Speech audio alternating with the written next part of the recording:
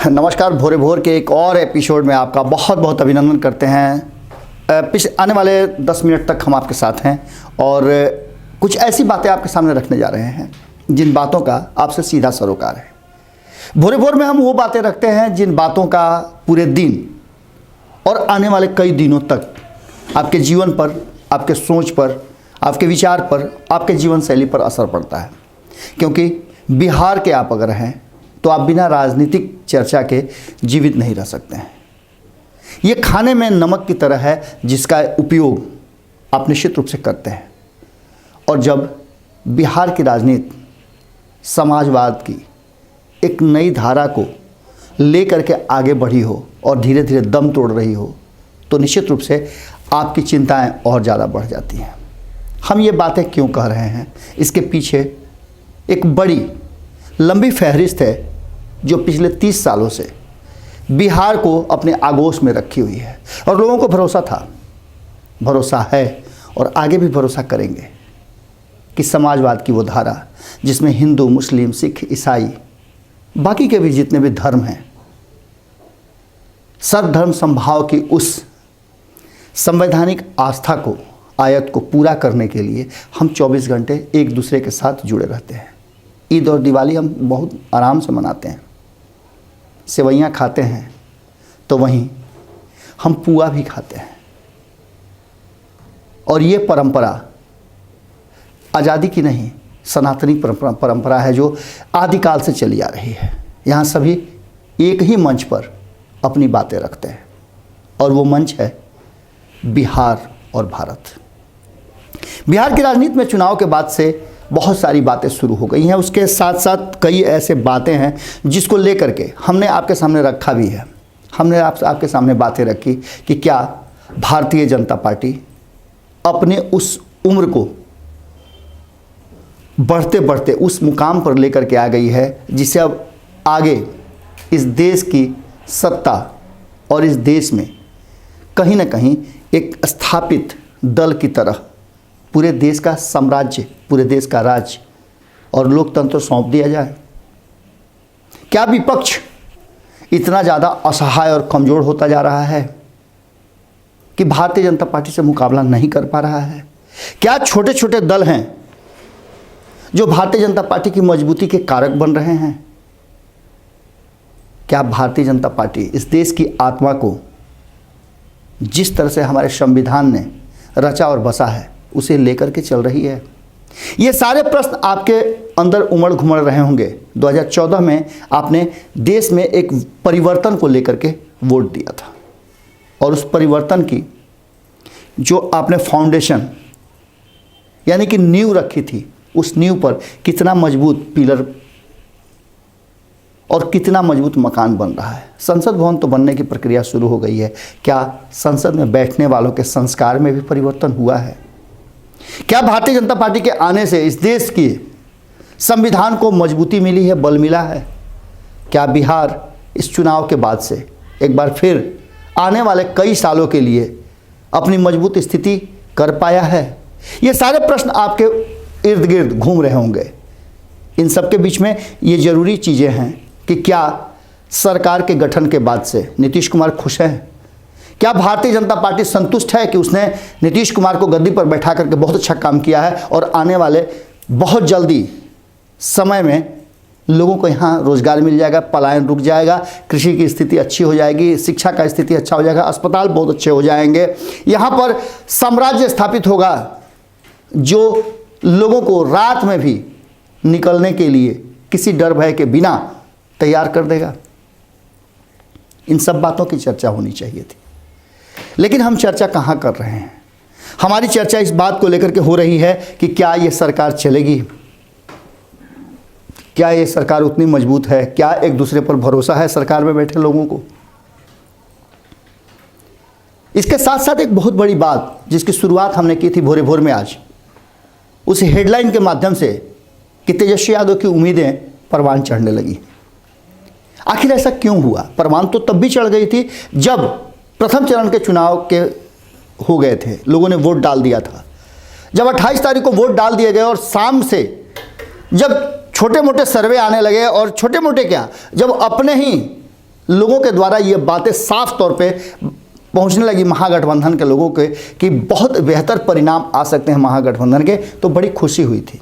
लेकिन उसके बाद जब परिणाम आए 10 तारीख को, तो बिल्कुल असहज स्थिति पैदा हुई और इसने कई तरह की बातों को फिर से जन्म दे दिया कि चुनाव में गड़बड़ियां हुई हैं, धांधली हुई है। लेकिन इन सब के बावजूद सरकार बनने के बाद नीतीश कुमार, जैसा कि वादा किया था, भारतीय जनता पार्टी ने उन्हें मुख्यमंत्री की कुर्सी दे दी। लेकिन कुर्सी देने के साथ साथ उनके पुराने साथियों को उनसे छीन लिया और यह नीतीश कुमार के लिए बहुत बड़ा झटका था। क्या यह भारतीय जनता पार्टी की योजना का हिस्सा था? क्योंकि एक बात और कही जा रही है कि भारतीय जनता पार्टी ने एक योजना बनाई थी जिसकी चर्चा जबरदस्त ढंग से है कि चिराग पासवान को नीतीश कुमार के विरुद्ध खड़ा कर दें। क्या अपने ही कुनबे में, अपने ही घर में आग लगा के कोई अपना हाथ सेकता है? ये भी बातें चल रही हैं। क्योंकि अगर नीतीश कुमार को डैमेज किया जाएगा तो निश्चित रूप से एनडीए डैमेज होगा और एनडीए डैमेज होगा तो सरकार में आने के रास्ते कठिन होंगे। और इस कठिन रास्ते को कहीं ना कहीं एनडीए में उतने सीट तो जरूर आ गए जिससे कि वो सत्ता के कुर्सी तक पहुंच गई। लेकिन इसके बाद की कहानी अब शुरू होती है। नीतीश कुमार जो कि कई मुद्दों पर घिरते नजर आ रहे हैं, 19 लाख रोजगार की बात पर भारतीय जनता पार्टी जहां एग्रेसिव है, वहां नीतीश कुमार और नीतीश कुमार की पार्टी इस मुद्दे को अपना पल्ला झाड़ रही है और यहां से विवाद की एक नई शुरुआत हो रही है।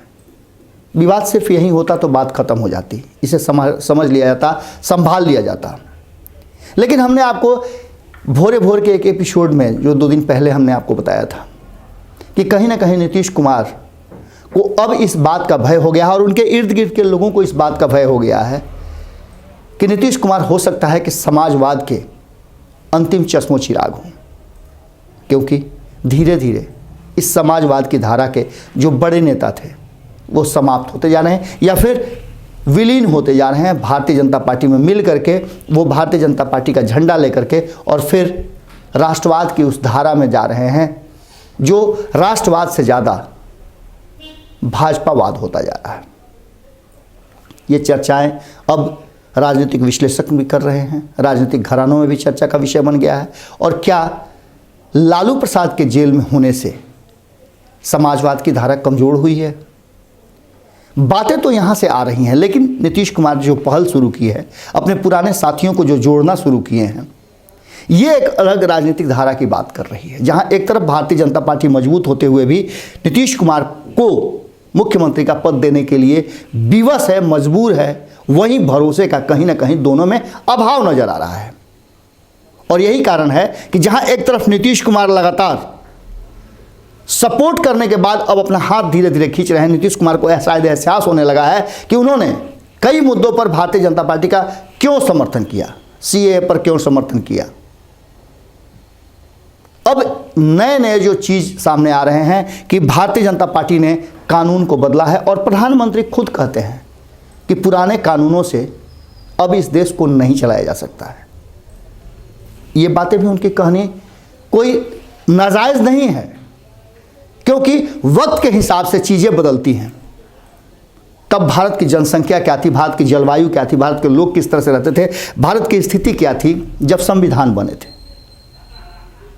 उस समय 1 रुपये का वैल्यू 1 रुपया ही हुआ करता था, लेकिन आज 1 रुपये का वैल्यू 70 से भी ज़्यादा है अमेरिकी डॉलर में अगर तुलना करें तो निश्चित रूप से भारत को उस स्थिति को बदलनी होगी। और 7.5 दशक के बाद कहीं ना कहीं कानून को बदलने की ज़रूरत होगी। लेकिन क्या कानून भारतीय जनता पार्टी के एजेंडे के हिसाब से बदलेंगे या इस देश के लोगों के हिसाब से बदलेंगे? ये एक बड़ा प्रश्न है, क्योंकि अब तक कानून में जितने भी बदलाव हुए हैं उस पर विरोध भी उतने ही ज़्यादा हो रहे हैं। चाहे वो धारा 370 हो, 35 हो, 3 तलाक हो, कृषि कानून हो, सीएए हो, एनआरसी हो, इन सारी बातों पर कहीं ना कहीं विवाद है। जब मैं आपसे बात कर रहा हूं तो इस देश में किसान आंदोलन पर हैं। अलग अलग राजनीतिक दल किसानों के आंदोलन में अपना योगदान दे रहे हैं और पटना में भी ज़बरदस्त ढंग से आंदोलन जारी है। 8 तारीख का ये दिन गवाही दे रहा है कि कहीं ना कहीं जो कानून बदले गए हैं उससे इस देश की आवाम और देश के लोग संतुष्ट नहीं हैं। आपको एक चीज़ बहुत महत्वपूर्ण चीज़ बता रहे हैं कि हम बात कर रहे थे तेजस्वी यादव के और तेजस्वी यादव के उम्मीदों के परवान चढ़ने के। इसके पीछे बहुत सारे कारण हैं। हमने आपको बताया था कि बचपने में आपने एक खेल खेला होगा स्कूल में। एक पतली सी डंडी पर एक तख्ती रहती है जिसके दोनों तरफ बच्चे बैठ करके और एक दूसरे को ऊपर नीचे करते हैं।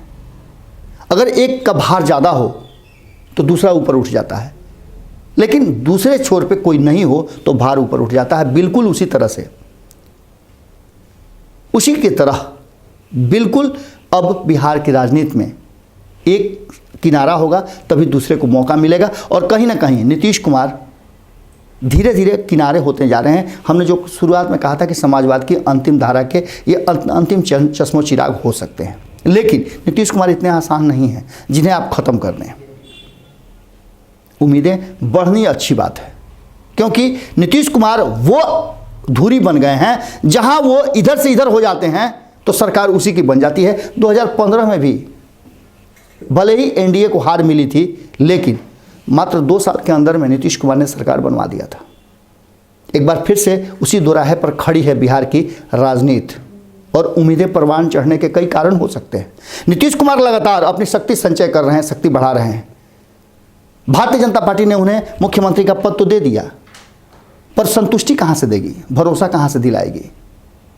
नीतीश कुमार असहज महसूस कर रहे हैं, असमंजस की स्थिति में है, क्योंकि संख्या उनकी कम है और बार बार उनकी संख्या कम होने के चलते जिस तरह से एक्ट कर रही है भारतीय जनता पार्टी, वो उन्हें डरा रहा है कि कभी भी भारतीय जनता पार्टी उनके साथ समर्थन से हाथ खींच सकती है और ऐसी स्थिति में नीतीश कुमार के पास कोई रास्ता नहीं रहेगा। अब इस असमंजस की स्थिति में भले ही नीतीश कुमार बार बार कह दें कि हमारे साथ सभी संबंध अच्छे हैं, अगर संबंध अच्छे होते तो आज प्रेम कुमार जैसे लोग, नंदकिशोर यादव जैसे लोग, सुशील मोदी जैसे लोग नीतीश कुमार से अलग नहीं होते। लेकिन आज वो अलग हैं। नई टीम दे दी गई है और ये नई टीम जिस तरह से एक्ट कर रही है उससे नीतीश कुमार असहज महसूस कर रहे हैं। चिराग पासवान के मुद्दे पर जिस तरह के बयान आए, आपने देखा होगा, भारत लाइव ने इस बयान को सबसे पहले आपके सामने रखा था और जिस तरह से जीवेश मिश्रा बोल रहे हैं और अरविंद कुमार उस बात को उतना ही ज़्यादा मजबूती के साथ ये कहते हुए कि ये तो हक ही नहीं है जदयू को बोलने का, क्योंकि चिराग पासवान और उनकी पार्टी हमारी बहुत ही बेहतर और पुरानी साथी है। बीच में ब्रेक कर गए थे नीतीश कुमार और यही वो कारण था कि रसरी कमज़ोर पड़ गई है, गांठ पड़ गए। अब ऐसी स्थिति में एक लंबे समय तक चलना असहज नीतीश कुमार के लिए थोड़ा मुश्किल भरा लग रहा है। पार कर जाए एक अलग बात है, ये उनके हिम्मत की भी तारीफ होगी कि इस असहज स्थिति में भी अगर वो 5 साल तक सरकार चला लेते हैं तो ये एक अलग तरह का इतिहास रचेगा, जो कि शायद संभव नहीं लग रहा है। और यही वो कारण है कि उम्मीदें जो हैं, जैसे जैसे नीतीश कुमार पर भारतीय जनता पार्टी का प्रभाव पड़ रहा है, वैसे वैसे तेजस्वी यादव बड़ी मंद मंद मुस्कान के साथ, चुप्पी के साथ भारत की राजनीति और बिहार की राजनीति को देख रहे हैं। समाजवाद की इस धारा को जीवित रखने के लिए एक बार फिर से भारतीय जनता पार्टी को मात देने वाला, भारतीय जनता पार्टी के जो पैर बिहार की ज़मीन पे जम रहे हैं उसे उखाड़ने वाला धारा चाहिए। और वो धारा तेजस्वी यादव प्रयास तो किए लेकिन सफल नहीं हो पाए। अब इस धारा के लिए नीतीश कुमार अगर शक्ति संचय कर रहे हैं, अपने पुराने साथियों को बुला रहे हैं लगातार, पहले जीतन राम मांझी, उसके बाद उपेंद्र कुशवाहा, अब नरेंद्र सिंह, कई लोग लगातार मुलाकात कर रहे हैं।